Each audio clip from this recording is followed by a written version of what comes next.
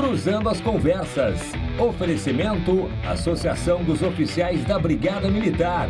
Defendendo quem protege você. Porto Color. Muito boa noite, está começando com vocês o Cruzando as Conversas desta quarta-feira, dia 3 de fevereiro de 2021, aqui pela RDC TV. RDC TV que você sintoniza nos canais 24 e 524 da Claronet TV. Nesta quarta-feira, nós vamos tratar de um assunto, claro, que diz respeito a todos nós e ao Rio Grande do Sul e ao Brasil, que é a questão da retomada das atividades econômicas a partir desta pós-pandemia, se é que podemos dizer que já temos passado, pelo menos uma grande fase já passamos, né? E a perspectiva de, com a vacinação, nós podermos superar a pandemia no curto período de tempo. Bom, quero lembrar para vocês que o Cruzando as Conversas é um oferecimento da Associação dos Oficiais da Brigada Militar, defendendo quem protege você, e também de Porto Color Soluções Gráficas. Tenha o serviço da Porto Color na sua casa através das redes sociais. Bom, nós vamos participar aqui com o programa o Mário Lima, o Mário de Lima, que é economista e também presidente do Conselho Regional de Economia, dos economistas. Mário, prazer em tê-lo aqui, prazer em conhecê-lo pessoalmente, tu que é presidente do meu conselho. Ah, que legal. Prazer é o meu, né? Estamos aqui participando mais uma vez de um debate que vai ser de grande relevância para os telespectadores. E agradecer mais uma vez o convite da RDC para discutirmos temas relevantes para o Rio Grande do Sul e, obviamente, para o Brasil. Para todos nós, né? Na verdade. Bom, também está aqui conosco no estúdio, presentemente, o Sérgio Neto, que é empresário, consultor de economia, ex-presidente do Sindicato das Empresas de Transporte de Cargas e Logística, o nosso CETSERG. Sérgio, muito obrigado. Estava com saudade do amigo, fazia hora que a gente não se encontrava em programa de televisão, né? A gente tem o prazer sempre de nos encontrarmos aí em alguns momentos, né? Nós já fizemos vários programas e é um prazer estar aqui na RDC com você e com o Mário aí. E, aliás, o Sérgio está aqui num momento importante também porque a especialidade dele é a questão de transporte de cargas, né? No momento em que temos aí essa questão envolvendo os caminhoneiros. Bom, participará também aqui do programa, do Cruzando as Conversas desta quarta-feira, por videoconferência, a Elis Randman. Eu não sei se é esse o sobrenome, Randman. É isso, Elis? Boa noite, prazer em tê-la aqui no programa. Boa noite, Elis Radman. Radman, então tá. É complicado, às vezes tem certos nomes, a gente não quer errar, né? Elis, muito obrigado pela tua presença aqui. A Elis, que é a fundadora do IPO, Instituto de Pesquisa de Opinião. E tem um trabalho muito interessante que será uma forma de enriquecer o programa, que é sobre o estado do Rio Grande do Sul, né? Sobre as questões envolvendo o Rio Grande do Sul. Bom, evidentemente que o jornalismo, ele muitas vezes ele tem certas prioridades que deverão ser colocadas. E a prioridade nesta primeira parte do programa, claro, que será colocada em relação ao que aconteceu em Brasília, porque também lá diz respeito a tudo que acontece aqui no Rio Grande do Sul. Nós tivemos no dia 1º de fevereiro, na segunda-feira, a eleição para os novos integrantes da mesa diretora do Congresso Nacional, Senado Federal e Câmara Federal, com 2 novos presidentes, tanto da Câmara quanto do Senado. E isso, naturalmente, Mário de Lima, isso traz uma repercussão maior no contexto das questões políticas.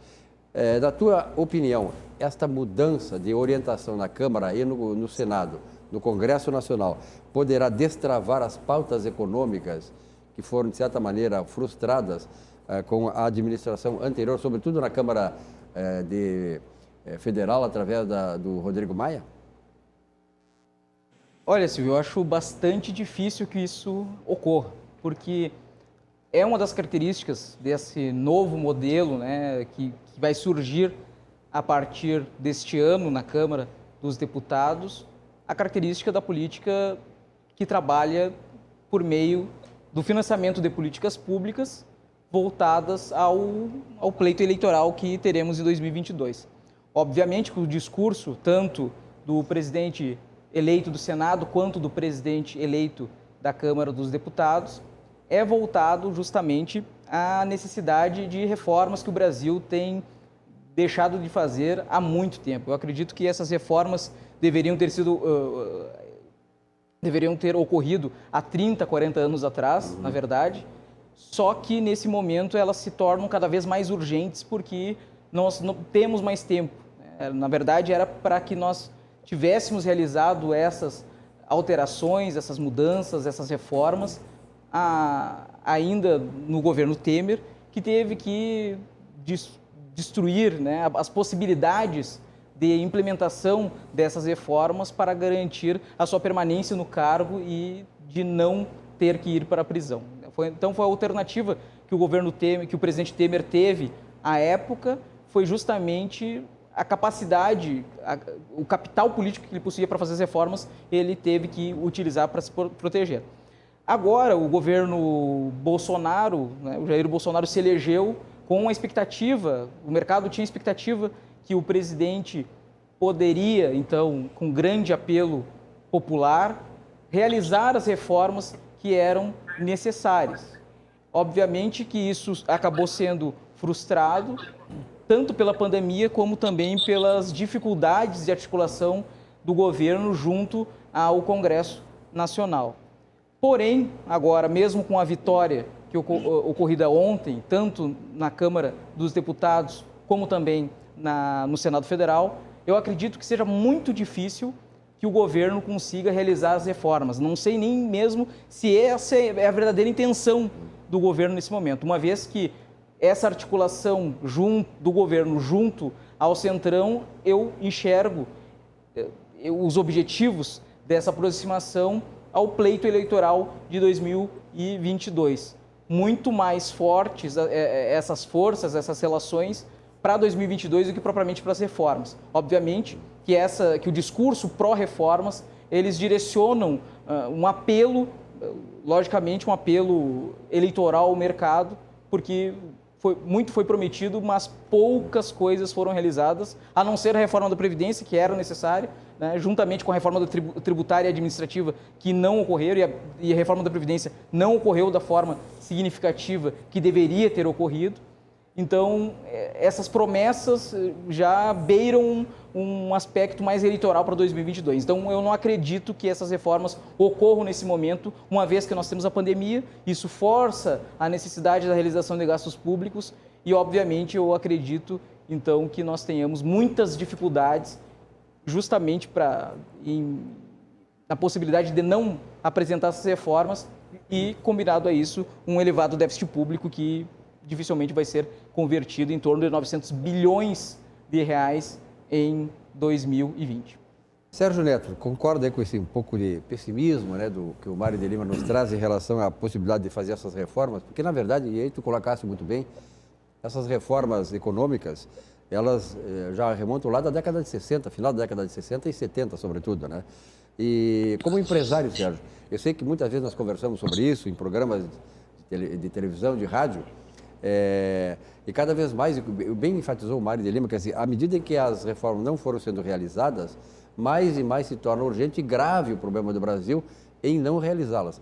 Tu também concorda que vai ser difícil, nesses 2 anos que restam para o governo Bolsonaro, está no 2º ano e está na metade do mandato, difícil aprovar essas reformas, mesmo havendo essa mudança na direção do Congresso Nacional? Bom, Silvio, eu adoto uma outra linha, na verdade, acompanhando um pouco teu raciocínio.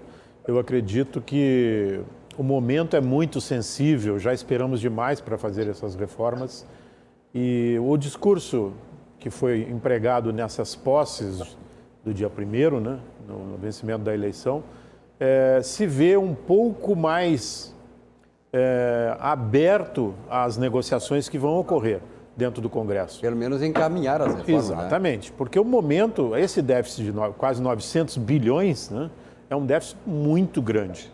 E o governo precisa sanar isso de alguma forma, o Congresso tem que ser sensível a isso. Não há como resolver esse problema se não passar as reformas. As reformas precisam ser colocadas em pauta. O presidente anterior, o Rodrigo Maia, vinha travando todas essas pautas no Congresso.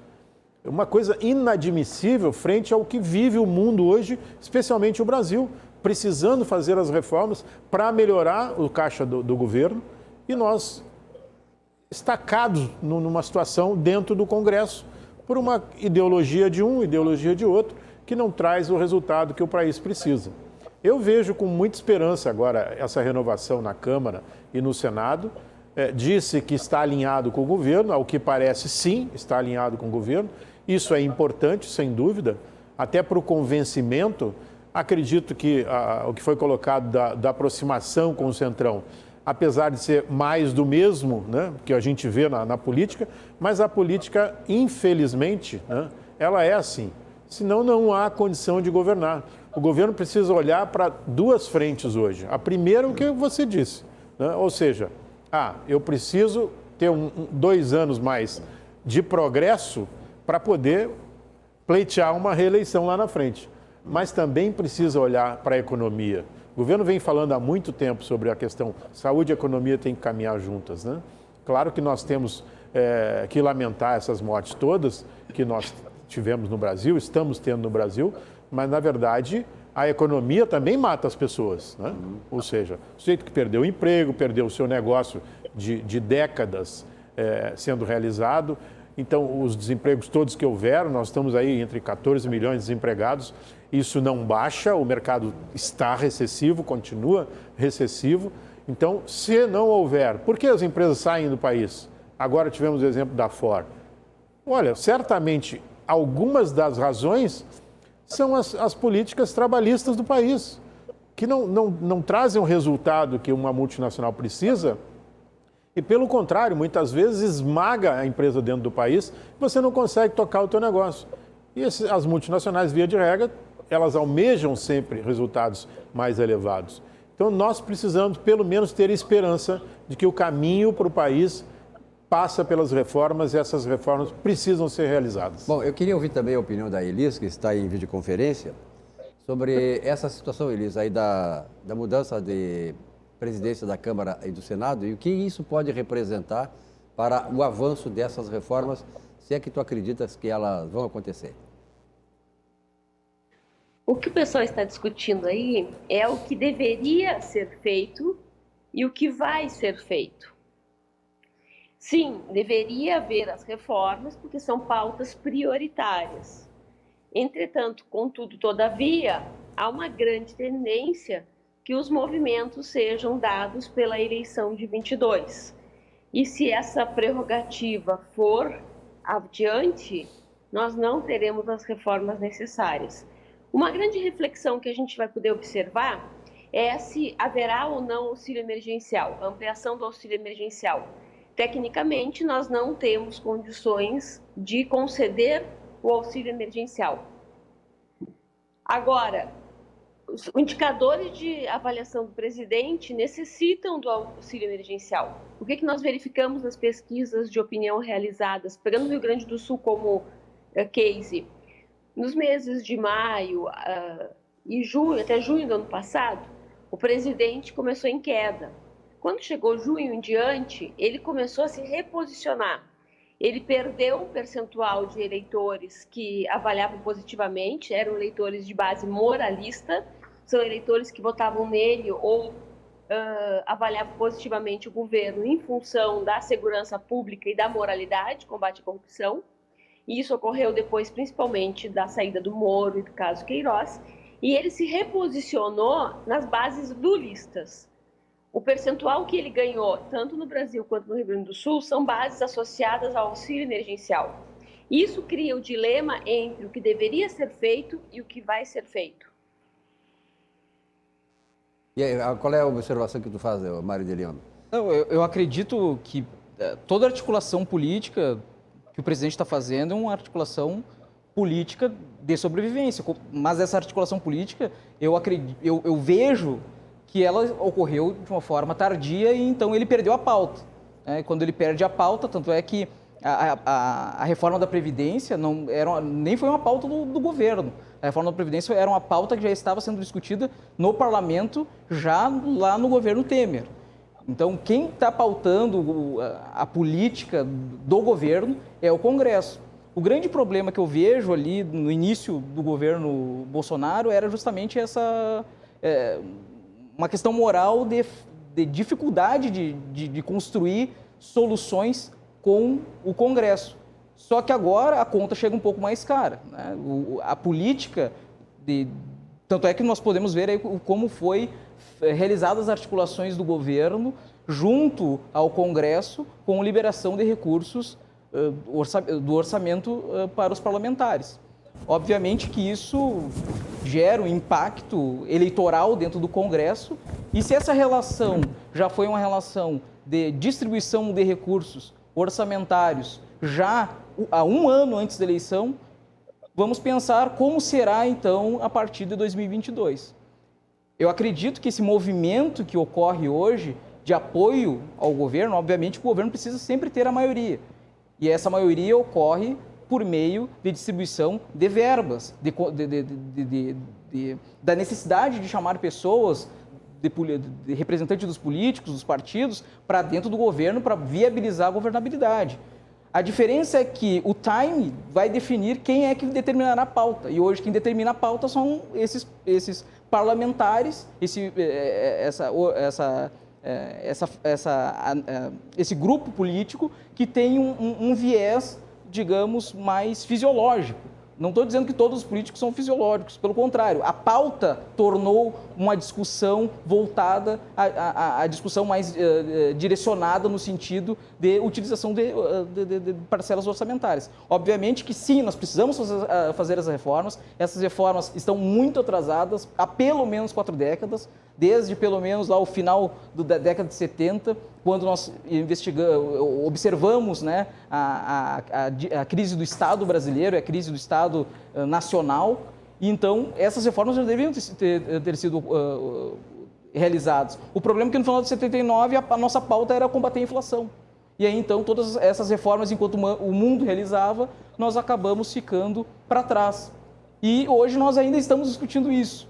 E nesse momento eu vejo que não existe clima político, mesmo que o discurso seja esse, porque é o discurso que nós queremos ouvir, dificilmente os políticos nesse momento, vão fazer um discurso diferente, e ao mesmo tempo nós temos questões relevantes como a pandemia. O governo não vai deixar de gastar dinheiro na pandemia, ainda mais num ano pré-eleitoral, né? Quando temos um viés eleitoral das pessoas que precisam desse recurso para sobreviver. Então, acho que não existe esse momento, não existe um momento político, um ambiente político favorável às reformas, mesmo que os políticos, quando eu falo os políticos, todo o Congresso desejam essas reformas. E, obviamente, boa parte, se não a maioria da sociedade, deseja essas reformas. Só acho difícil que elas venham a acontecer neste momento. Sérgio Neto, essa questão toda colocada no debate aí, ela suscita uma questão seguinte: o Bolsonaro foi acusado de não colocar as reformas durante esse ano de 2020. E ele alegava, naturalmente, e aí eu concordo com ele, que se ele tivesse colocado em pauta a reforma diante de uma pandemia, imagina o que ia acontecer, já que estão responsabilizando ele pelos efeitos deletérios da pandemia. Tu acreditas que não vai existir, conforme disse o Mário de Lima, clima para que o governo possa, avançando agora na pandemia, ela reduzindo vacinas e tal, haja uma possibilidade, uma luz no final do túnel para que o Brasil possa finalmente colocar em pauta aquilo que é realmente de maior interesse da nação, que é evoluir nessas reformas? Eu acredito que nós temos que ter esperança sobre isso. Esse é um assunto primordial hoje. A economia não está dissociada aí de todo esse processo político de reeleição em 2022, né? O governo, obviamente, o que foi dito aí da questão de índices de aprovação, rejeição, é óbvio que está ligado ao auxílio emergencial. E que o governo hoje, me parece que já falou que vai permanecer pagando aí pela metade o auxílio emergencial, por mais, talvez, 2 meses. Mas já foram mais de 60 milhões de pessoas auxiliadas, vamos dizer assim, com esse auxílio emergencial, 160 bilhões de reais distribuídos. É uma encruzilhada. O país está numa encruzilhada, o governo está numa encruzilhada, com uma série de vertentes, né? Vertentes da economia que precisa ser modificada através das reformas, a questão eleitoral, que não se perde esse cenário nunca, né? Hoje o político no Brasil é eleito e ele já está pensando daqui na frente há 4 anos. Então, é muito difícil, é uma encruzilhada complicada, mas nós temos que ter esperança de que, embora estejamos vivendo ainda dentro de uma pandemia, né, que tem nos trazido todas essas mortes lastimáveis. O governo não tem alternativa e o Congresso Nacional terá que ser solidário neste momento para que o país comece a mudar a sua economia, porque nós já estamos com um déficit monstruoso e se isso não for mudado, chegaremos a um caos. Elisa, a tua opinião também a respeito disso, da otimista ou não está otimista em relação a essa quebra de paradigma aí? Porque, na verdade, eu acho que nós temos que ter essa reforma administrativa, a reforma da Previdência que já foi feita, a reforma tributária, etc. Mas também fiscal, é necessário que pensemos na reforma política, né? Também. Esse sistema político que nós temos aí é que traz essa série de problemas que o Mário de Lima, de certa maneira, já passou aí marginalmente a tocar. Qual é a tua opinião a respeito disso, Elisa? Bem, como foi dito, é uma boa palavra, é uma encruzilhada. A opinião pública, o setor produtivo, os formadores de opinião conclamam por reformas. Entretanto, contudo, todavia, o contexto deve levar o governo e o Congresso a optar muito mais por medidas eleitoreiras, tendo em vista a conjuntura. Todos os políticos estão com medo do eleitor. Na prática é isso. Nós temos visto desde as eleições de 2018 que vivemos, dentro do ponto de vista das bolhas digitais, uma grande disputa, uma grande polarização, que utiliza o princípio do marketing de guerra, da ativação de um inimigo. Isso torna os lados e os grupos reféns de si mesmo. Eles precisam gastar mais energia neste combate, que ele é, por princípio, permissivo, do que efetivamente nas ações de interesse público e bem comum. Perfeito. Bom, eu vou trazer um pouquinho o debate aqui mais para o nosso estado, o Rio Grande do Sul, né? Porque é o objetivo do programa, debater as perspectivas do Rio Grande do Sul após pandemia. Imaginando, claro, que esse pós-pandemia está colocado no sentido de que a pandemia começa a avançar rumo ao seu final, ou pelo menos a se tornar bem menos grave do que já foi. E é claro que nós já começamos a pensar, o governador, as autoridades, a Assembleia, a sociedade pensante do Estado sobre o que nos aguarda lá, logo ali adiante, e tratar da perspectiva do Rio Grande do Sul em função disso. Mário de Lima, o governador do Estado tem enfrentado uma série de problemas, como todos os governadores, que é a falta de receita. As empresas fecharam, houve muito lockdowns por aí, muitas empresas fecharam e houve uma queda de receita no Estado. Qual é, da tua avaliação, a perspectiva de recuperação econômica do Rio Grande do Sul, digamos, sem o auxílio do governo federal e sem que haja essa recuperação econômica? Bom, todos os entes subnacionais, eles foram ajudados pelo governo federal justamente devido à pandemia. Isso possibilitou a muitos municípios, assim como o Estado, a conseguirem recursos financeiros para realizar políticas públicas em decorrência das perdas, no caso do Estado, do ICMS, e no caso dos municípios, do ISS. Então, os municípios e os estados não terão a ajuda que o governo federal deu em 2020 para o ano de 2021. Então, isso exige, novamente, uma série de esforços que já deveriam ter sido realizados antes.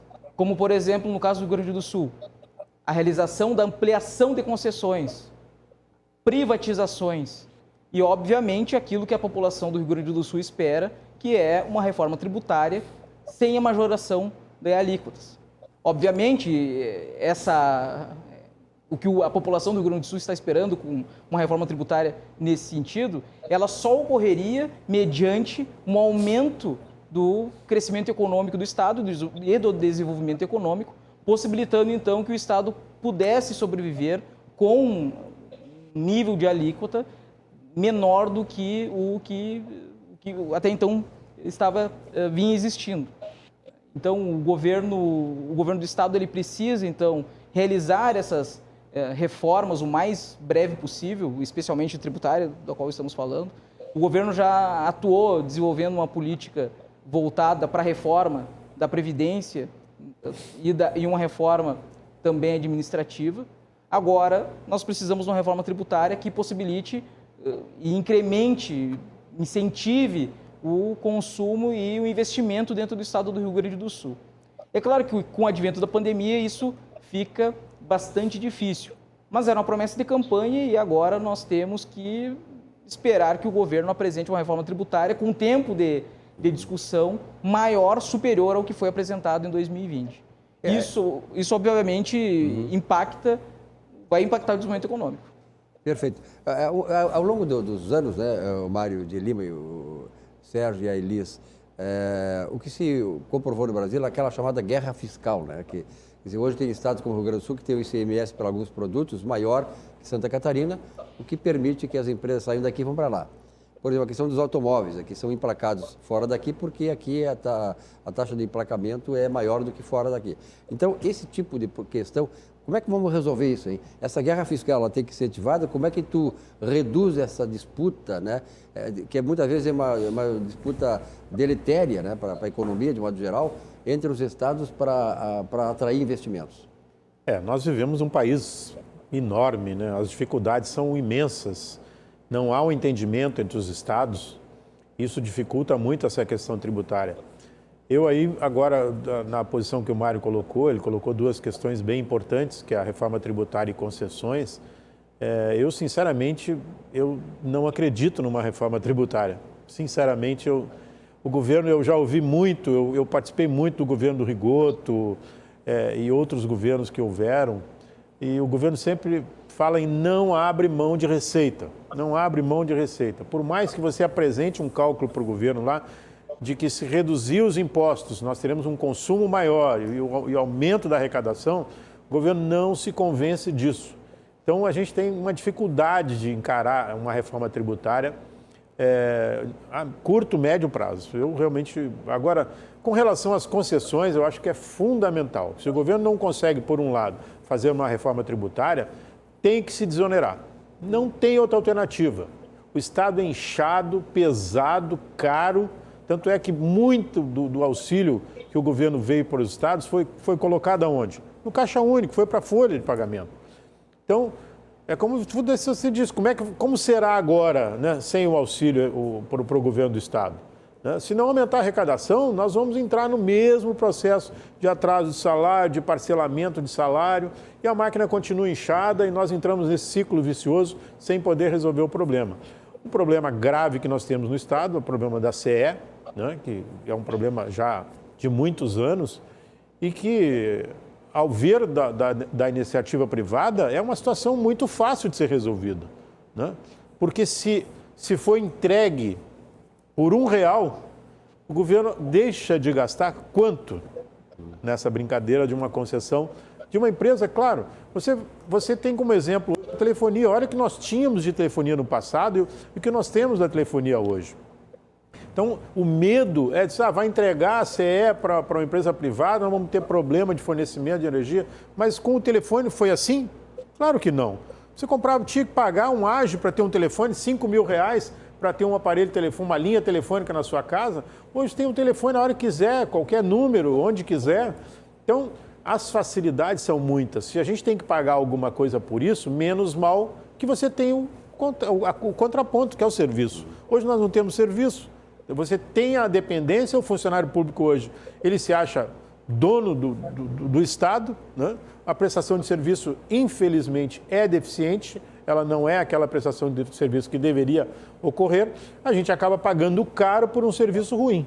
Então, eu tenho realmente, sou pessimista realmente em relação à reforma tributária no Estado. Elis, o Instituto de Pesquisa de Opinião, que é fundado por ti, ele fez uma radiografia, muito mais do que uma radiografia, fez alguns apontamentos, né, registrando algumas coisas, caminhadas que o Rio Grande do Sul deve fazer para resolver os seus problemas. Poderia nos dar um resumo, assim, basicamente, que conclusões chegou o IPO nesse estudo? Bem, vamos lá então. Foram 429 entrevistados, lideranças de todas as principais entidades do Rio Grande do Sul. Vamos falar aí de lideranças regionais, presidentes e diretores. Ouvimos aos SERGs, os diretores e presidentes da FAMURS, da FEComércio, da Fiergs, FARSUL, da FECOAGRO, da FETAG, da Federasul e também representantes do SEBRAE. O que foi esta pesquisa? Essa pesquisa foi solicitada pelo presidente Hernani Polo, da Assembleia Legislativa, com o seguinte objetivo: como é que nós vamos sair do pós-pandemia e, principalmente, o que o setor produtivo precisa para ser competitivo? Essa era uma grande pergunta.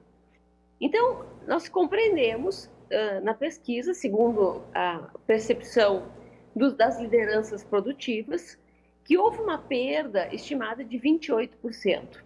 Ela foi em todos os setores, como os nossos especialistas bem disseram, o setor público teve uma queda muito grande no faturamento, foi ajudado pelo governo federal, e o agronegócio teve uma queda no seu faturamento também, mas advindo das intempéries climáticas, do clima, da estiagem. A indústria prejudicada pela falta de insumos e o comércio pelas atividades restritivas, pelas restrições dos municípios. Eles acreditam, sim, que haverá uma retomada nos próximos 2 anos, que levarão 2 anos para a retomada econômica. E, principalmente, todos são muito otimistas em relação ao desenvolvimento de seus negócios.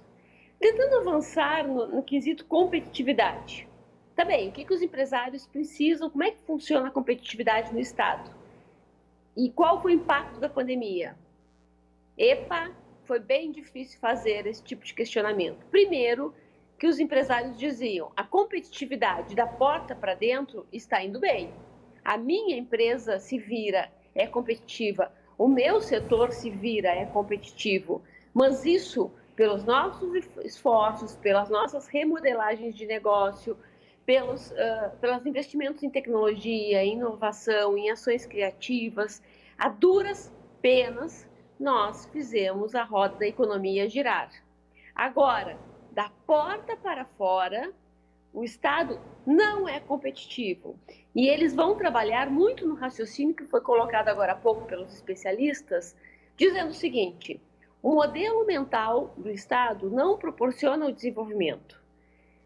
O Estado pensa em reforma tributária para resolver o seu problema, o problema do governo. Nós não temos uma reforma tributária para desenvolver o Estado do Rio Grande do Sul.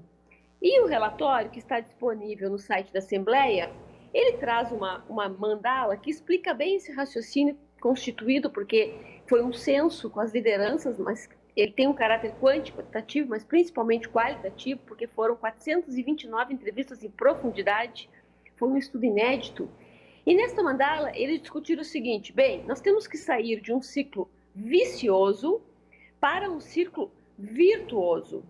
Hoje, em função do déficit orçamentário do Estado, nós temos uma burocracia alta, nós temos uma infraestrutura deficiente e todas as sequelas. No caso da energia, por exemplo, eles dizem que enquanto nós estamos aqui, no final a gente chega a pagar uma tributação de 33%, Santa Catarina a gente chega a índices de 25%. Nós estamos falando de privatizar a CE e em nenhum momento tem uma proposta de redução, por exemplo, da energia, do custo da energia, da tributação da energia no Rio Grande do Sul. Então, quando eles falam em reforma tributária, eles estão dizendo que o Estado precisa criar percentuais de investimento para a infraestrutura, para a energia, para a tecnologia que deveria vir em cadeias produtivas. Isso faria todo um novo movimento, todo um novo modelo mental, todo um ciclo virtuoso, onde haveria mais consumo, onde haveria mais geração de emprego, atração de novos investimentos e mais rentabilidade para o Estado. Ou seja, uma inversão da forma de pensar o desenvolvimento e a competitividade do Estado, mais ou menos na linha que os especialistas já estavam colocando antes de eu começar a falar. Perfeito. E aí, qual é uma avaliação que tu faz, Sérgio, desse exame todo que o IPO conseguiu detectar da economia do Rio Grande do Sul, né? Me parece que ela colocou no assunto, um tema ali, eu tenho visto muitos empresários que eles dizem que uma reforma tributária já seria uma boa reforma tributária se ela, por exemplo, ela reduzisse a burocracia. Esse é um dos grandes dilemas, né, dos estados, vamos dizer assim, ou do país, né? A burocracia é muito grande e essa afirmação é correta, né? Você enxuga a tua empresa, faz todo o teu trabalho de remodelação, de produção e tal. Então, para dentro, o produtor também fala isso, né? Até a porteira, eu sou competitivo. Saiu da porteira, não tem, porque não tem estrada, porque o custo do caminhão é alto, né? O transporte é caro, mas tem as suas razões para isso. Então, eu acredito que está muito correta essa análise da Elis, né? E porque o governo, ele olha para o seu umbigo. Eu volto a falar da CE. A CE hoje retém o ICMS e não repassa. Se isso for entregue numa concessão, o governo começa a receber o ICMS, né? Então, quer dizer... Ao invés de estar trazendo dinheiro para o Estado, exatamente, ela está tirando dinheiro do Estado. Exatamente. Né? Por exemplo, o Banrisul, eu tenho um estudo, eu não sei se o Mário tem esse estudo, o Banrisul nos últimos 15 anos, ele repassou mais de 15 ou 20 bilhões para o Estado. Quer dizer, é muito dinheiro, quer dizer, essa é a função da renda, da lucratividade e que isso se converta em bem-estar para a sociedade. Claro, não. Existem, por exemplo, a junta comercial, ela é superavitária, o Detran é superavitário, repassam dinheiro para o governo, né? Então, existem casos e casos. Então, o governo tem que analisar, a Assembleia Legislativa precisa analisar também essa questão, porque as coisas precisam tomar um certo nível de compreensão que o Estado não pode viver por si só e para si mesmo, né? A reforma tributária traria realmente benefícios se ela tivesse uma visão de fora do Estado, para a sociedade, para facilitar a vida de quem faz o investimento, quem gera o emprego, quem produz renda, quem paga imposto, né? Mas, na verdade, não, olha para si. Por isso que eu disse no início, eu ouvi várias vezes do Rigoto dizendo, olha, o Estado não pode perder a receita. Então, qualquer reforma que for feita, se perder receita, está engavetado, não tem. Então, é muito difícil você encarar essa realidade e a gente vê aí o governo do Sul, que não costuma repetir governos, né? Aqui do estado do Rio Grande do Sul não costuma repetir o governo. A gente vê toda essa dificuldade, a facilidade no discurso e a dificuldade de implementar políticas públicas, seja de infraestrutura, seja de economia, né? Para que as coisas possam encontrar uma realidade diferente a curto prazo, porque nós já estamos muito atrasados. Como o Mário disse, isso já deveria ter acontecido há 40 anos atrás. E a gente, de 4 em 4, troca o governo e as coisas continuam andando da mesma forma, cada vez mais difícil. Eu vejo um cenário complicado para o Rio Grande do Sul hoje, a partir do momento que o governo não terá esses recursos do governo federal no ano de 2021. Então, é preciso incentivar a economia para que haja investimento, haja geração de emprego, renda, consumo e, consequentemente, impostos. Mário, essa avaliação feita pelo Instituto aí de Pesquisa de Opinião da Elis, ele traz uma série de questões importantes, fundamentais, né, que a gente tem que refletir sobre eles para, a partir daí, então, levar o debate e tentar ver uma luz, né, que possa trazer resultados positivos para o Estado e para a sociedade. E o Sérgio tocou também um pouco nesse ponto, que é a questão assim, da receita do Estado e do custo da máquina pública. Está tão complicado aumentar a receita? Eu te pergunto, é mais complicado aumentar a receita ou reduzir o custo do Estado? Hoje é tão difícil um quanto o outro, né? Mas o grande problema que nós temos hoje em relação ao lado da despesa é que mais de 90% da despesa do Rio Grande do Sul são formadas por despesas obrigatórias. Então, dificilmente conseguiremos reduzir despesas. O que nós podemos fazer é resolver esse problema do déficit, das elevadas despesas, mediante concessões ou privatizações. Se eu não tenho mais, por exemplo, a CE, que gera um valor dentro da sua estrutura deficitário e que exige uma parcela dos recursos que poderiam ser utilizados para gastos em saúde, segurança e educação no âmbito do Estado, né? O que nós poderíamos fazer? Nós poderíamos, então, utilizar esses recursos para esse tipo de política, ao invés de cobrir déficits públicos e, obviamente, ainda não receber recursos de impostos da prática da prestação de serviços dessa companhia. Então, existem diversos tipos de ações que o governo pode realizar para tentar reduzir suas despesas por meio da realização de concessões ou até mesmo de PPPs para alavancar o investimento público, né? Então, um dos principais alternativas e oportunidades que o Rio Grande do Sul e os municípios gaúchos e brasileiros possuem hoje é um novo marco regulatório do saneamento, que promete um elevado nível de investimentos em saneamento, universalização tanto do tratamento da água, como também do tratamento e abastecimento da água, como também do tratamento e coleta do esgoto. Isso reduziria o número de doenças, levaria a universalização desse tipo de prestação de serviços em 10 anos, chegando até 100%, só que tem que entregar nas mãos da iniciativa privada por meio de acordos, contratos sólidos, capazes, obviamente, de garantir a prestação desses serviços e de investimentos que movimentariam no Brasil uma quantia muito elevada que se estima aproximadamente 900 bilhões de reais em 30 anos. Então, são oportunidades que nós temos diante, né, do nosso subdesenvolvimento, que é justamente a falta de um abastecimento de água potável para toda a população, no sentido, em alguns bairros, e, obviamente, também garantiria uma melhoria na qualidade do tratamento do esgoto para reduzir a poluição dos nossos rios. Então, todas essas atividades garantiriam uma redução dos gastos em saúde pública, de doenças básicas, motivadas pela falta de saneamento, assim como também possibilitaria uma melhoria da qualidade da água, garantindo também o desenvolvimento econômico, como, por exemplo, nós temos aqui o Guaíba, que poderíamos explorar economicamente de uma forma mais eficiente, né? Então, nós temos diversas alternativas. O problema é que nós temos que pensar a respeito e, principalmente, ter vontade política para agir. E a reforma tributária seria muito mais interessante, além de nós realizarmos uma reforma tributária tampão, digamos assim, uma reforma tributária paliativa, esperar uma reforma tributária muito mais significativa em nível nacional, que garantiria mais recursos para os municípios e, obviamente, reduziria a guerra fiscal entre estados brasileiros e, obviamente, entre municípios brasileiros. O que eu vejo, viu, Silvio, na verdade, a gente tem uma estrutura viciada ao ponto de que começa lá na eleição, o sujeito se elege sem saber qual é o papel dele político e econômico dentro de um contexto social.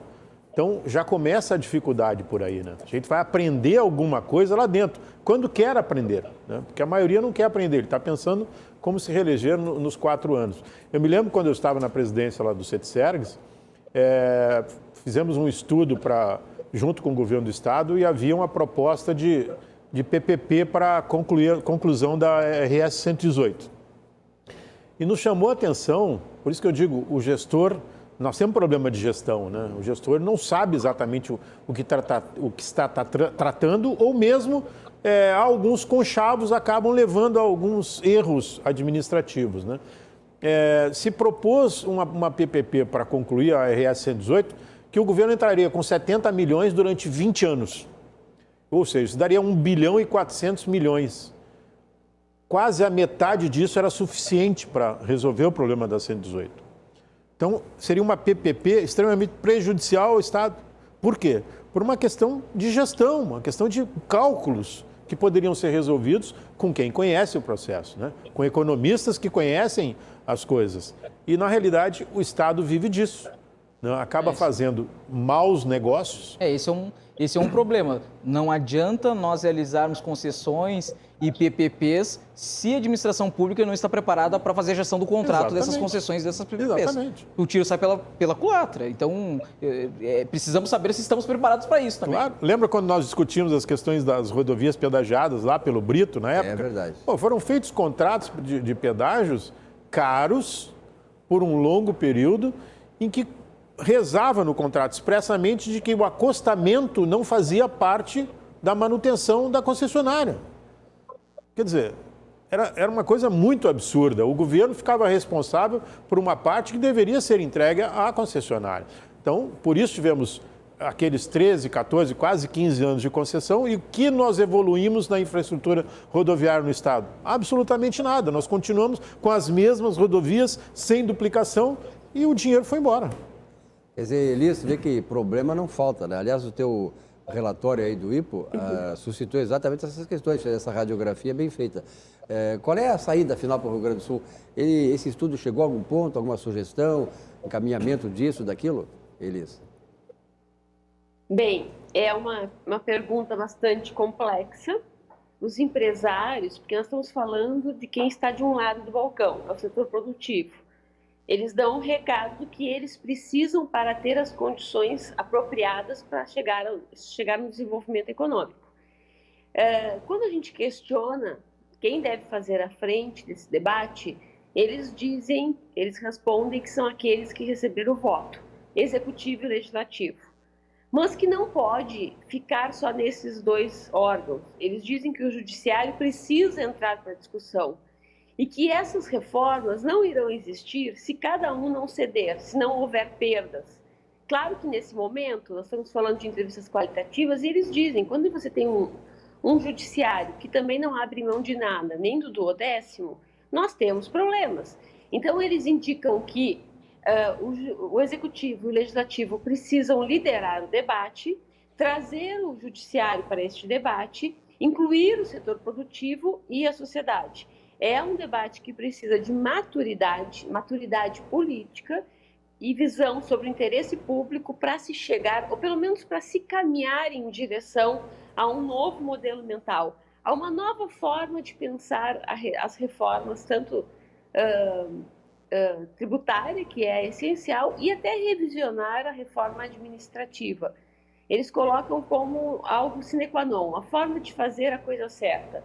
Sem fazer isso, a competitividade do Estado fica prejudicada, por mais que as empresas se esforcem. Eles dão alguns exemplos. Por exemplo, um Estado competitivo, ele perpassa a desburocratização, ele perpassa o investimento em infraestrutura logística. Não faz sentido nós termos ainda mais de 50 cidades sem entrada asfáltica, sem acesso asfáltico. E eles falam principalmente também na inovação e na tecnologia. Eles dão exemplos que muitas vezes eles fazem um investimento bastante alto para ter a tecnologia do seu segmento, ou o segmento ter a tecnologia. Se houvesse fomento ao desenvolvimento, à inovação e à tecnologia por cadeias produtivas, não precisa ser necessariamente entrar dinheiro do Estado, mas o Estado liderar estes movimentos e conseguir, digamos, preços mais competitivos por cadeia competitiva. Ou seja, fazendo com que a tecnologia seja capilarizada, socializada entre os diversos setores. Isso também é muito importante. O agro, em especial, manda um recado importante para a Assembleia da necessidade de um projeto que trate da questão da irrigação. Políticas públicas capitaneadas pela Assembleia, pelo governo do Estado, em prol da irrigação naquelas áreas que se sabe que são mais propensas à estiagem e vão ter mais quebras. Com toda a tecnologia que nós temos hoje, do ponto de vista meteorológico, eles dizem que é inadmissível a gente não ter um plano de prevenção à estiagem. E o Estado também liderando essa frente. Eles não pedem que o Estado seja necessariamente um investidor de recursos, mas um líder que consiga fazer com que os setores e as cadeias se movimentem em prol do desenvolvimento. Elisa, o que tu queres dizer assim, gostaria que tu explicasse um pouquinho melhor, quando tu fala sobre trazer o judiciário, também junto aos demais poderes, para tentar resolver essas questões. É o processo todo de judicialização que existe. Por exemplo, quando se faz uma licitação, pelo menos é o que está acontecendo sempre aqui, o camarada que perde entra com a ação, que perdeu por isso, por aquilo, e aquele objeto da obra, aquele objeto da licitação acaba ficando 10, 15, 20 anos e acaba até nem saindo, nem se realizando. É essa a questão?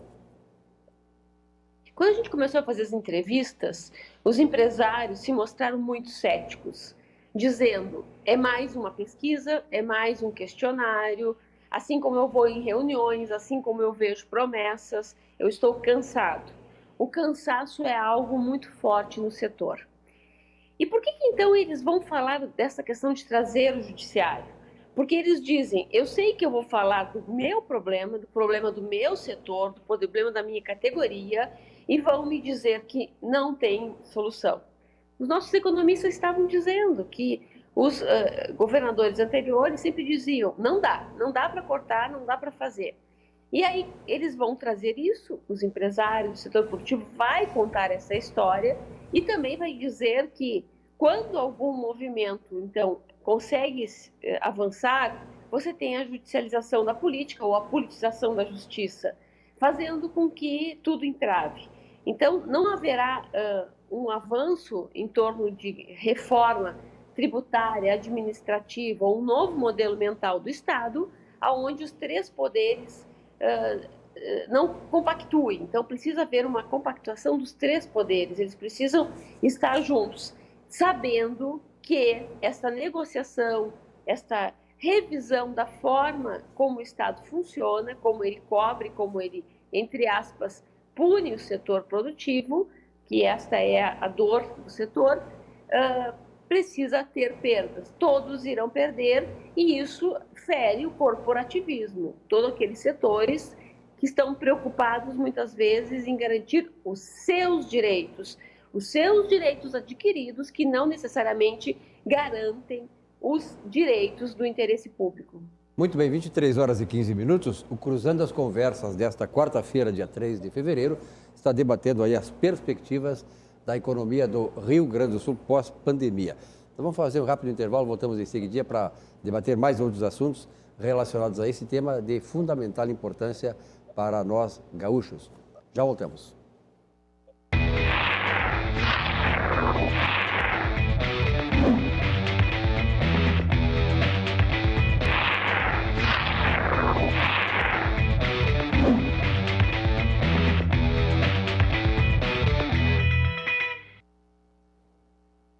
Voltamos com o Cruzando as Conversas desta quarta-feira, 3 de fevereiro de 2021, aqui pela RDC TV, canais 24 e 524 da Claro Net TV. Nós estamos falando hoje sobre as perspectivas da economia do Rio Grande do Sul no pós-pandemia. Lembrando que o Cruzando as Conversas é um oferecimento da Associação dos Oficiais da Brigada Militar, defendendo quem protege você, Porto Color, soluções gráficas. Tenha o serviço da Porto Color na sua casa através das redes sociais. Estão aqui comigo Mário de Lima, economia do Conselho de Economia, também economista, claro, presidente do Corecon, Sérgio Neto, que é empresário e consultor econômico, e por videoconferência a Elis Radman, que é cientista social e fundadora do Instituto de Pesquisa de Opinião. A Elis colocou uma questão aí, viu, muito polêmica, mas atual, fundamental, que é hoje a questão que muitas vezes traz problemas no andamento normal da vida brasileira, seja a vida econômica, a vida privada, civil e tal, que é a participação do judiciário, o poder judiciário, esses laços do judiciário que hoje muitas vezes extrapola, na minha opinião, extrapola a sua função, né, que é de constitucional e tal, e entra em assuntos que não diz respeito a ele. Mário de Lima, qual é a tua visão sobre esta questão? A Elis colocou aí que se precisa trazer o judiciário também para, de repente, desatar alguns nós aí que estão inviabilizando algumas ações econômicas. Inicialmente, o judiciário ele tem um papel significativo na constituição da democracia. Então, obviamente, ele tem não só um papel fundamental no que diz respeito à garantia dos direitos de se viver numa sociedade que tem como base, prioridade, tanto a liberdade quanto a garantia da propriedade. É necessário, né? Exatamente. Porém, hoje, o judiciário interfere não só nos aspectos do orçamento público, né? Quando pega uma parte sem querer saber como os outros poderes vão se comportar sem recursos públicos para fazer suas políticas públicas, mas também o judiciário tem realizado diversas políticas públicas no lugar, por exemplo, do Executivo e do Legislativo. É claro que nós temos muitos problemas existentes, tanto no Executivo quanto no Legislativo, porém, o Judiciário ele tem que se concentrar justamente na sua área, né? Que seria o quê? Seria acelerar os processos judiciais que existem no âmbito do Judiciário, justamente para garantir um melhor ambiente institucional no que diz respeito aos negócios. Então, isso traz muitos problemas justamente para aquelas pessoas que querem realizar negócios dentro do país. E, ao mesmo tempo, uma parte do judiciário se coloca fora do aspecto orçamentário. Então, nós temos ali professores, nós temos policiais militares, policiais civis, e outros profissionais dentro da administração pública, em especial no executivo, que estão fora de certas partes do orçamento, com atrasos salariais ou com salários que deveriam ser maiores, mas nós obviamente entendemos a crise fiscal que o Estado passa hoje e sabe-se a grande dificuldade que tanto o Poder Executivo quanto em nível federal, estadual e municipal enfrentam, mas nós temos o Judiciário com altos salários, assim como o Legislativo, com altos salários, e empresas públicas com altos salários, enquanto outros setores e outras atividades econômicas estão tendo dificuldades.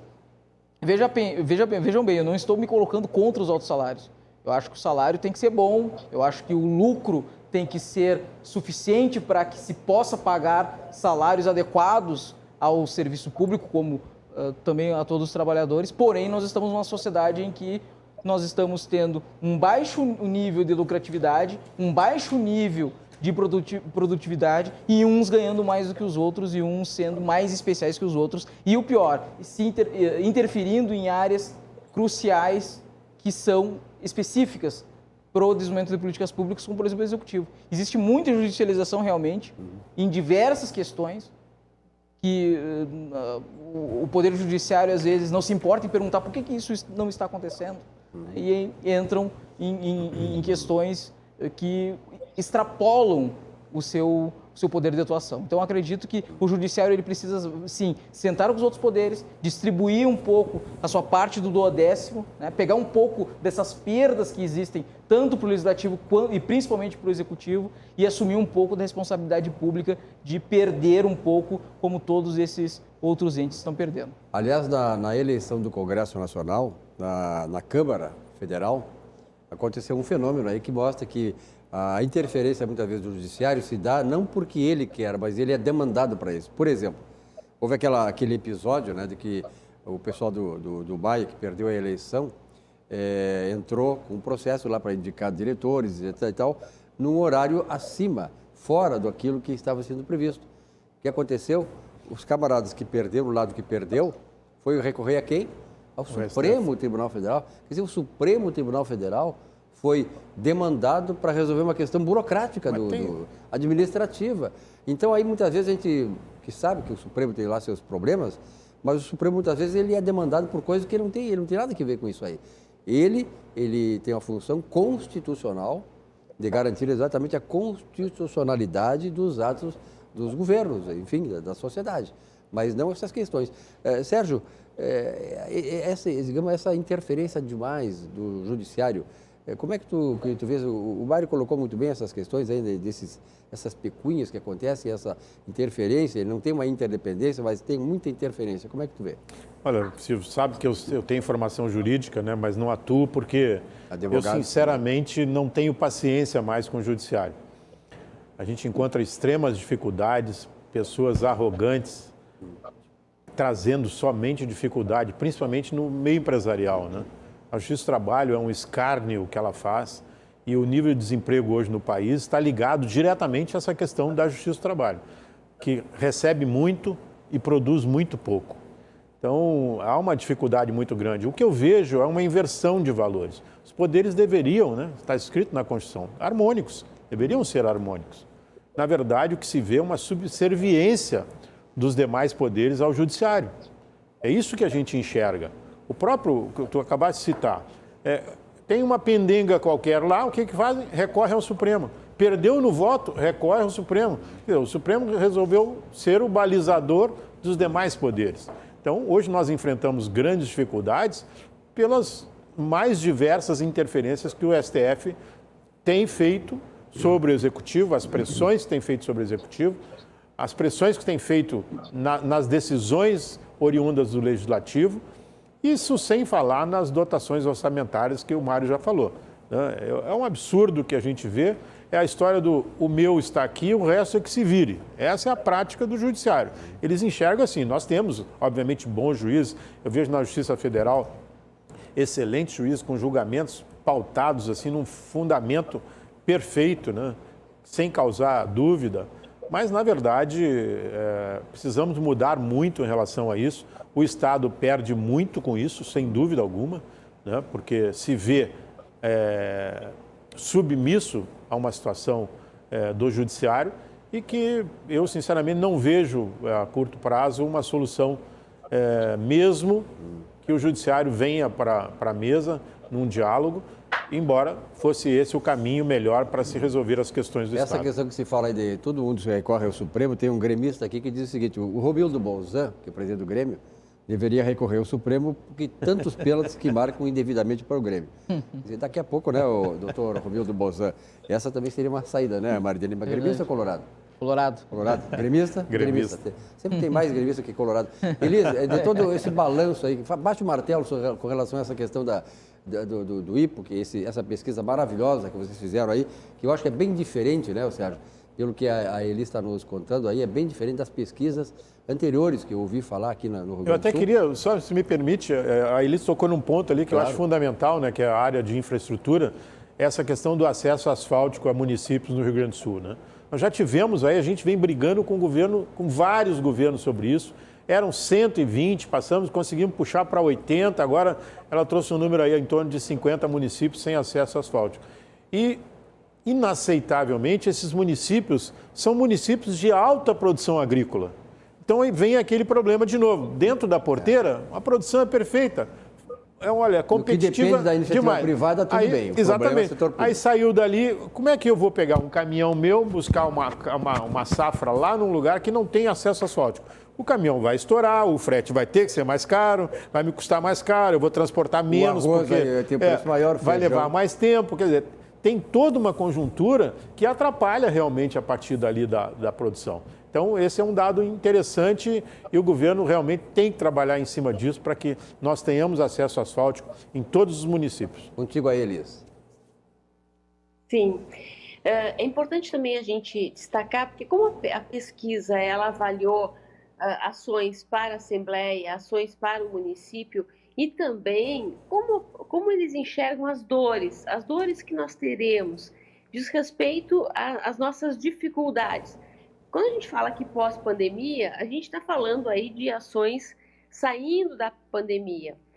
Claro que a maior parte dos entrevistados mostraram a preocupação, nós estamos falando de um olhar muito do setor produtivo, por mais que a gente tenha entrevistado representantes da FAMURS, a maioria dos entrevistados é do setor produtivo, e eles se preocupam muito com a desigualdade social, principalmente com o aumento da pobreza nas suas regiões. Então, por exemplo, eles dizem que 29% falaram da necessidade de ter programas assistenciais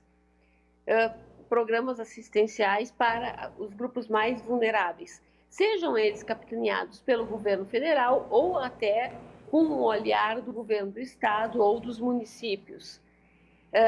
Quase também um quarto falaram da necessidade de frentes de trabalho, de termos políticas públicas que motivem frentes de trabalho para evitar que tenha um programa assistencial e que as pessoas possam pegar o seu peixe em vez de darmos os peixes.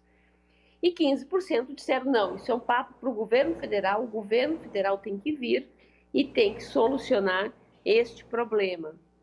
Quando eles falam em prefeituras, e aí os economistas falaram nessa questão do pacto federativo, eles dizem que as prefeituras vão precisar de uma revisão do pacto federativo e que também é vital a questão do enxugamento da máquina pública, que é assim muito importante esta questão.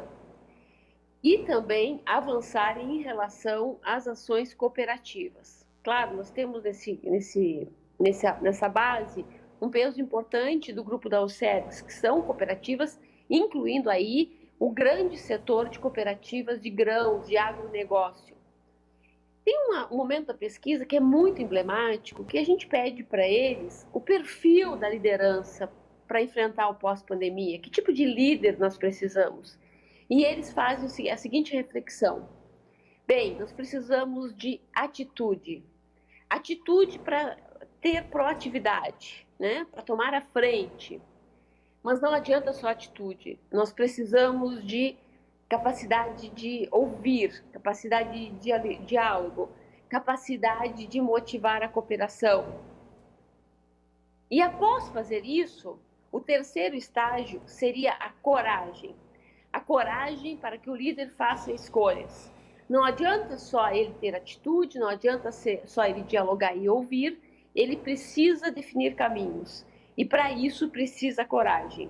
E eles dizem que tem total convicção que os líderes nunca vão agradar a todos. E devem ter esta visão, não vão agradar a todos.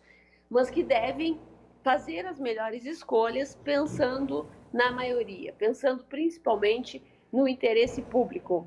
Durante a fala do setor produtivo, dos empresários, eles relatam que eles sabem que tem interesses políticos, que tem conchavos, que tem articulações, que tem a visão do próprio governo de manter a sua máquina funcionando acima de qualquer outra questão. Mas eles vão fazer analogias, eles vão dizer, olha, se nós não virarmos a chave, a gente não vai sair dessa. Nós temos que juntar os três poderes e pensar no endividamento do Estado como uma empresa falida que tem que assumir os seus compromissos, mas num médio e longo prazo. E começar a redesenhar um novo Estado. Um novo Estado que comece como uma fênix, a se redesenhar, a se reconstruir.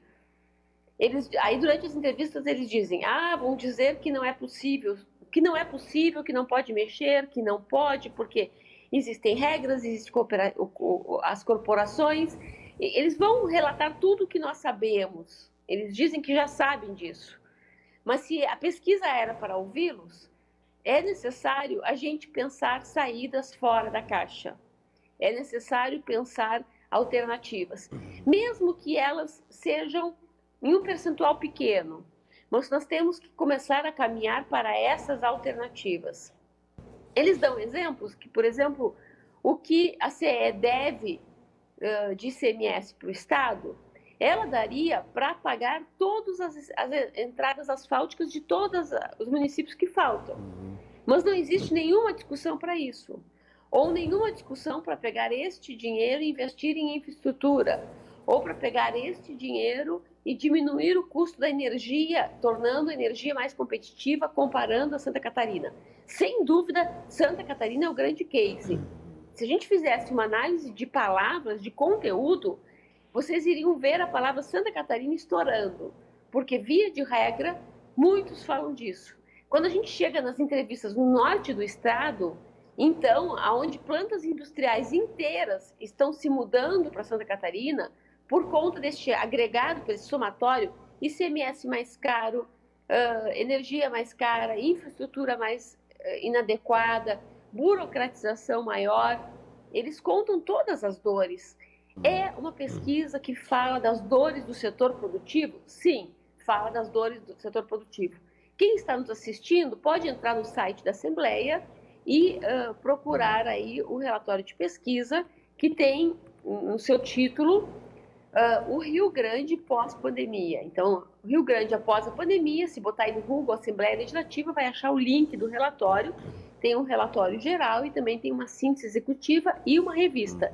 Essa foi uma pesquisa que é importante dizer, foi coordenada aí pela consultoria Confirma Brasil e principalmente patrocinada por entidades como do sistema financeiro público, Banrisul, BRDE, BNDES. O que é importante a gente falar? Desculpa, não é BNDES, Badesul. O que é importante a gente falar? A gente também fez um questionamento sobre o papel dos bancos, porque como nós tínhamos esses patrocinadores, nós perguntamos isso para o empresariado. E eles dizem que os bancos públicos é que têm um papel importante para reativar a economia. E que o crédito, que o microcrédito, que o crédito emergencial, ele é vital para os segmentos. Em especial, que tiveram perdas muito mais severas ou ainda nem retomaram.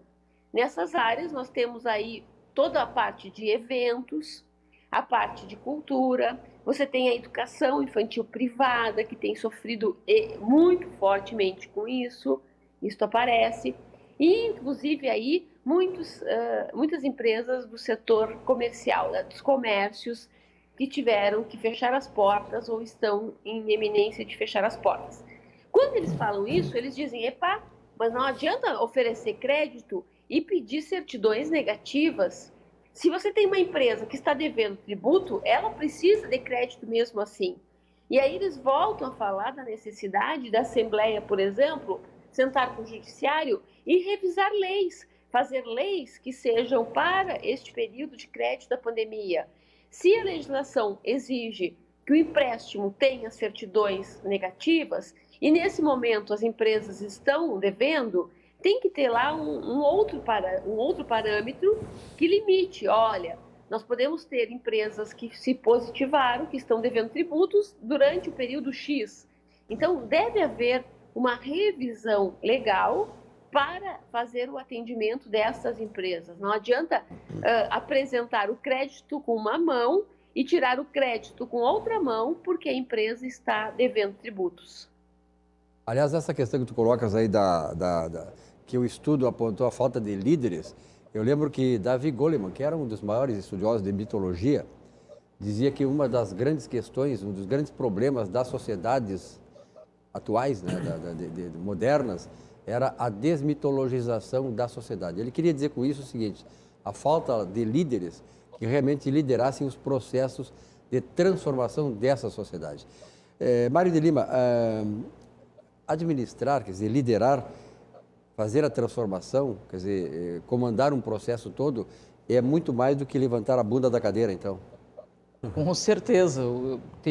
Saiu um livro agora, durante o processo pandêmico, do Yuval Harari, que ele trata exatamente disso. Eu não estou lembrado agora do nome do livro, mas é como se fosse um manifesto de poucas páginas, e ele deixa claro que, diante de toda a capacidade científica que nós temos hoje, diante de toda a capacidade tecnológica que nós temos hoje, de transportes que nós temos na atualidade, o que nos faltou para fazer com que a pandemia fosse melhor enfrentada para toda a humanidade foi justamente a ausência de líderes.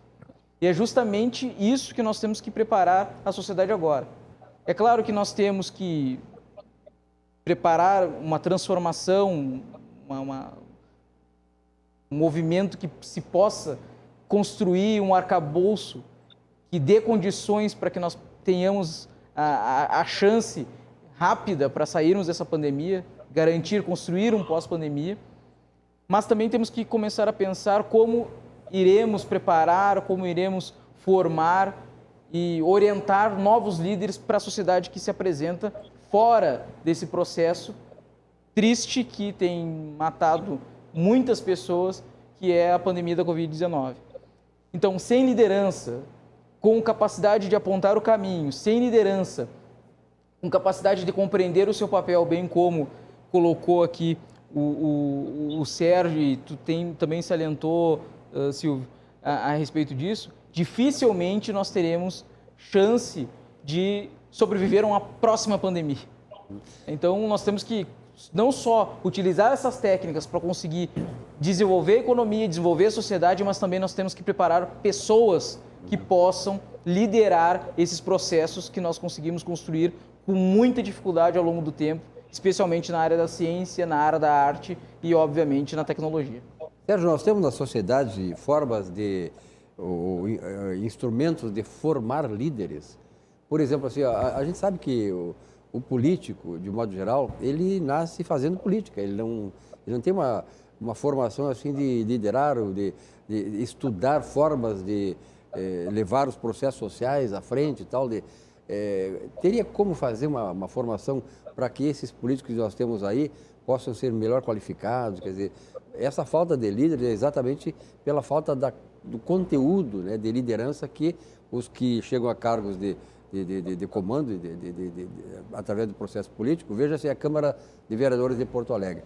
Sinceramente, olha, teve uma renovação lá, mas o número de vereadores que entraram lá tinha mínimas condições intelectuais de formar um conteúdo, de liderar qualquer um processo, é flagrante.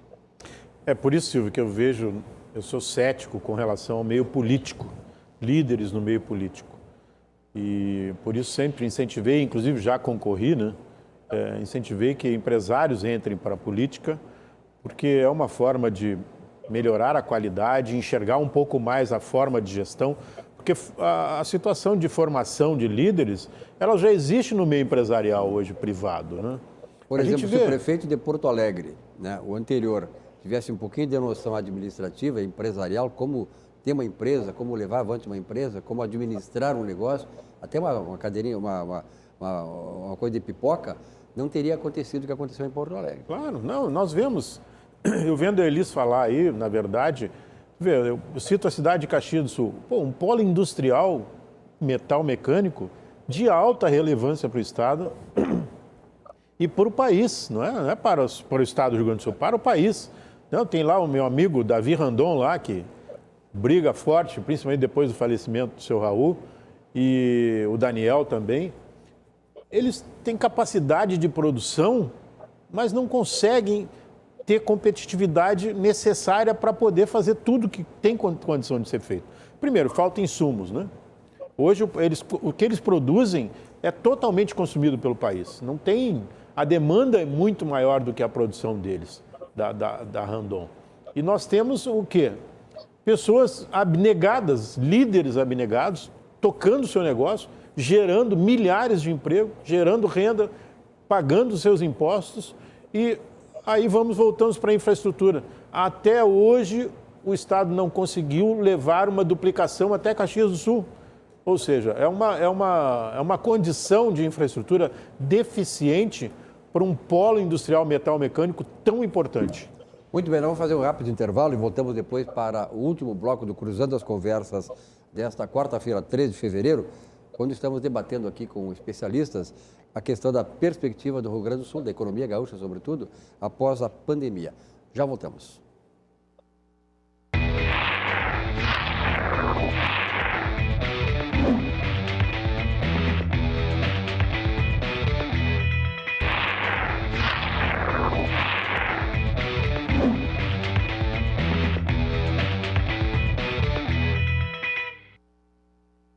Muito bem, estamos de volta aqui com o Cruzando as Conversas desta quarta-feira.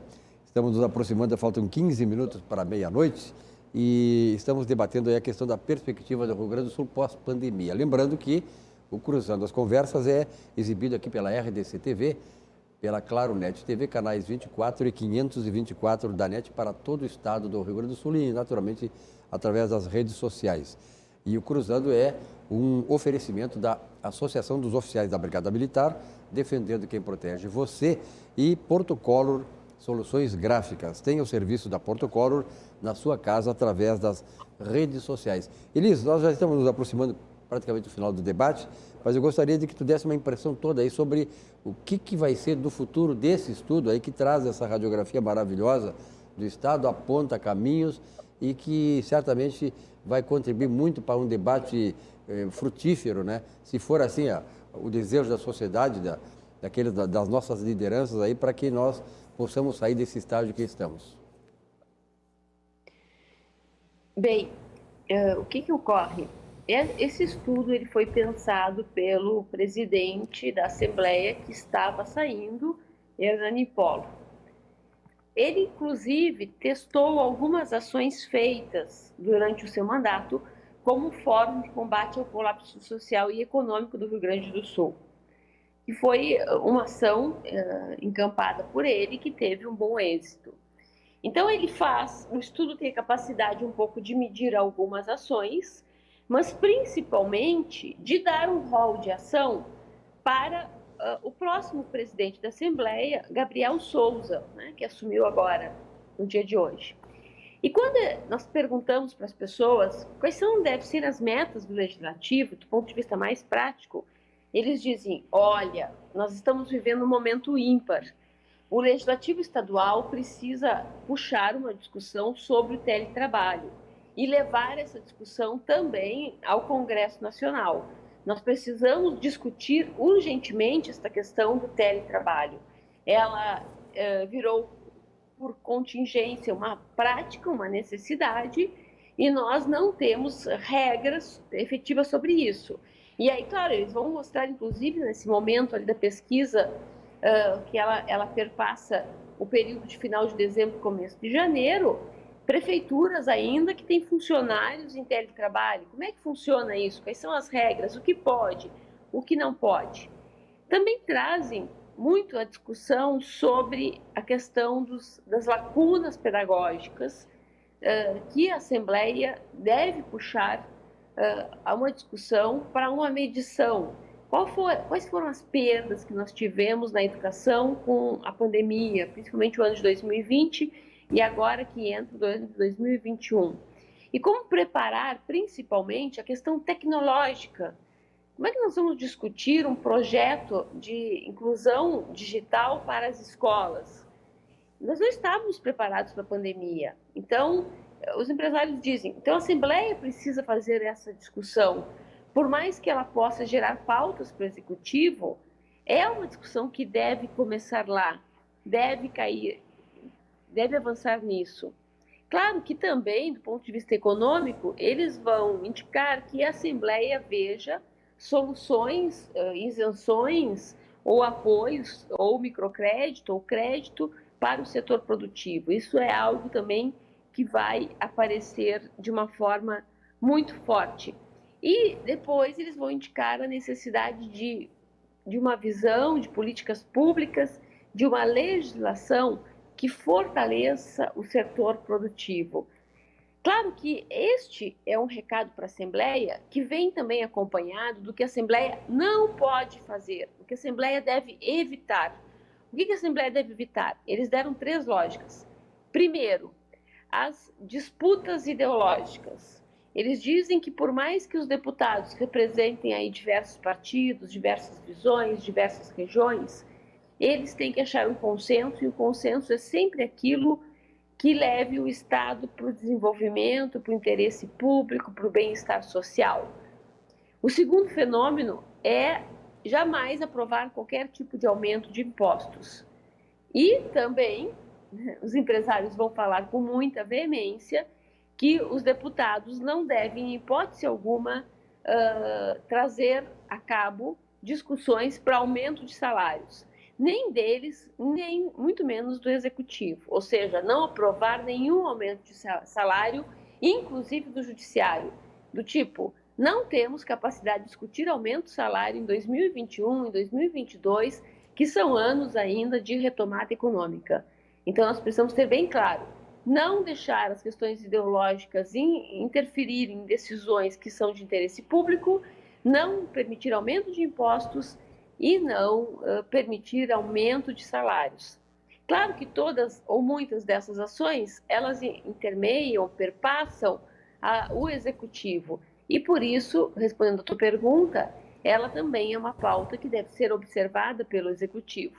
Em que pese que o Executivo já vem fazendo algumas ações com o Descomplica de desburocratização. Ele já vem aí revogando leis, digitalizando o processo de acesso aos serviços do Estado e que estão um pouco já atendendo os anseios do empresariado, mas de uma forma muito lenta. Ela não dá conta da grande demanda do empresariado. Ou seja, não adianta só ter soluções digitais, mas elas precisam funcionar. Na prática, a lei de liberdade econômica precisa estar presente no Estado e também nos municípios. Perfeito. Essa questão aí da busca do consenso é uma coisa importante, só que nós sabemos que no processo político o que mais impera é o dissenso e não o consenso. Mário, nós estamos já chegando praticamente ao final do programa, eu queria uma avaliação tua sobre o debate que aconteceu aqui e a tua perspectiva, assim, a tua visão de perspectiva para esse ano do Rio Grande do Sul. O Rio Grande do Sul ele vai ter dificuldades, assim como o Brasil e o mundo terão nesse momento pandêmico. O Rio Grande do Sul ele vai crescer, acreditamos que ele vai ter um crescimento econômico, especialmente a nossa esperança para esse crescimento econômico passa pelo agronegócio, obviamente, porque é o nosso carro-chefe, né? E o Rio Grande do Sul ele tem condições de crescimento econômico, só que nós temos que nos preocupar justamente no papel da administração pública para não ser um impeditivo desse crescimento ao longo do tempo. Porque mesmo que nós tenhamos crescimento setorial, tanto no comércio, serviços, na indústria e na agricultura, nós precisamos fazer as reformas necessárias que o Estado tanto precisa. Essas reformas passam também pelas concessões e também por privatizações. E tentar conseguir controlar o máximo possível essas despesas obrigatórias que nós temos muita dificuldade de controlar e elas são tão grandes dentro do nosso orçamento. Então, é preciso sim a gente manter a nossa esperança, o nosso pensamento positivo, mas também ter em mente que essas reformas são necessárias tanto no Rio Grande do Sul como no Brasil, porque o Rio Grande do Sul não é uma ilha, né? Não está isolado dos problemas nacionais. O Rio Grande do Sul também precisa de reformas que surjam ou que partam do interesse ou da iniciativa do centro da União, do governo federal. E o papel da Assembleia é importante nesse processo, né, Sérgio? Eu vejo que, olha, eu quando fui candidato, inclusive o Gabriel que assumiu a Assembleia, concorreu na época que eu fui em 2010. Ele está no 3º mandato agora, né? Eu dizia que eu teria alguma dificuldade para transitar na Assembleia, transitar não caminhar, né, mas transitar nas ideias políticas de uma Assembleia Legislativa, porque as votações eu faria muito pela minha convicção e não pelo partido. Eu cheguei a dizer isso em algumas vezes em que eu discursei em alguns locais, alguns me criticaram, inclusive, não, mas o jogo político é diferente. Olha, eu sei que é diferente, mas enquanto nós continuarmos fazendo a mesma coisa, nós vamos ter o mesmo resultado, né? Não tem como ser. A Elis trouxe esse desfecho interessante e realmente, embora seja às vezes repetitivo, né, a ideologia atrapalha, né? Não se pode pensar em maneira nenhuma em aumento de salário, né, e aumento de impostos. O que a gente faz na empresa da gente? Pô, se eu estou com dificuldade, eu vou enxugar a minha folha, né? Eu vou enxugar as minhas despesas na empresa. O poder público ele pensa diferente, né? Você não tem condição de pensar diferente dentro de um contexto. Então, o panorama político e econômico para o Rio Grande do Sul agora, nesse 2021, ele não é dos melhores, né? Nós saímos de um problema que é recessivo porque houve recursos do governo federal, mas nós teremos as mesmas dificuldades da pandemia ainda em 2021. Então, o governo tem que se preparar, porque realmente, se não houver reformas, como o Mário disse, e se não se trabalhar fortemente a questão das concessões, eu não vejo resultado bom para o Rio Grande do Sul no ano 2021. Elisa, a tua análise final aí desse debate e, sobretudo, parabéns aí pelo estudo feito pelo IPO, né? Que é fundamental, é importante nós ter essa visão das coisas, os fatos, né? Ter um desencadeamento de dados, apontando caminhos. Esse aí é um passo importante, né, Elisa? Com certeza, volto aí a lembrar os nossos telespectadores que o relatório está disponível no site da Assembleia, é só pesquisar o Rio Grande após a pandemia e botar a Assembleia Legislativa, que ele vai levar até o relatório e os materiais desta pesquisa. É importante a gente ter em mente que o relatório geral, ele traz as informações todas por segmento. Então, se você é da indústria, ou você é do comércio, ou você é do setor de cooperativo, se você é do agronegócio, lá tem todas as informações bem destacadas.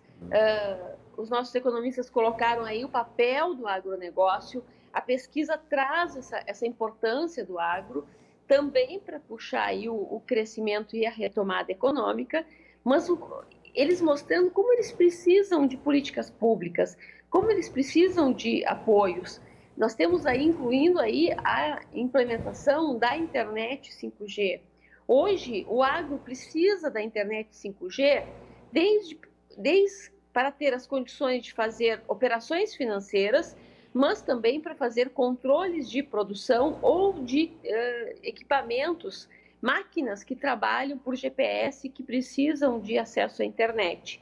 E nós não temos isso na qualidade que se precisa. Elis, mas isso é iniciativa privada, ok, mas o Estado precisa liderar essas demandas. Assim como eles dão exemplo nas entrevistas, assim como se faz mapa social controlado da Covid, nós temos que fazer mapa que mostre aí tecnologia no Estado, nós temos que fazer mapa que mostre inovação. Muito bem, isso é importante. Nós temos que fazer mapas que mostre o 5G, que mostre malha rodoviária, e com isso a gente vai encontrar as lacunas, e com isso a gente vai encontrar as frentes que precisam ser resolvidas. sejam federais, sejam pelo governo estadual ou sejam pelas empresas. Elis, muito obrigado, parabéns pelo estudo aí, obrigado pela tua presença aqui no nosso programa desta noite, tá? Eu quero agradecer também aqui a presença do Sérgio Neto. Obrigado, Elisa. O Sérgio Neto, que é empresário e consultor econômico, e também do presidente do Conselho Regional de Economia, nosso colega economista, Mário de Lima. Obrigado, Mário. Obrigado, Sérgio. Obrigado. A você, telespectador, muito obrigado pela audiência, pela fidelidade aqui na RDC TV e, sobretudo, ao nosso Cruzando as Conversas, que volta amanhã.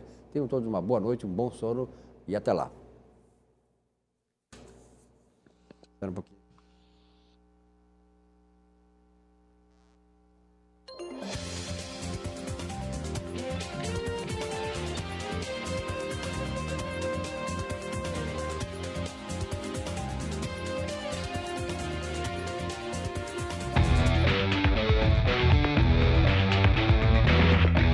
Cruzando as Conversas. Oferecimento: Associação dos Oficiais da Brigada Militar. Defendendo quem protege você.